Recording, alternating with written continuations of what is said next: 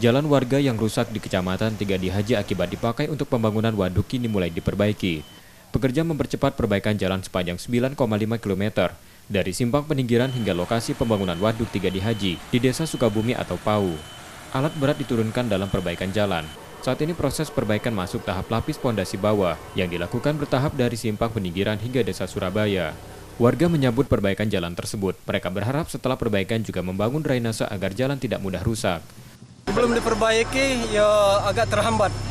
Akses jalan yaitu terutama batu-batunya berlobang. Untuk itu, kedepannya harapan masyarakat agar jangan terlalu lama untuk pengaspalan. Lanjutnya juga, tolong drainasenya untuk diperbaiki. Pelaksanaan perbaikan jalan menarget perbaikan selesai akhir tahun 2022. Pihaknya sudah melakukan perbaikan dari tahun sebelumnya di beberapa titik dengan melakukan beton jalan yang ambles. Kita mengadakan perbaikan dari peninggiran sampai Sukabumi terhadap beton. Sudah beberapa titik kita perbaikan tahun kemarin.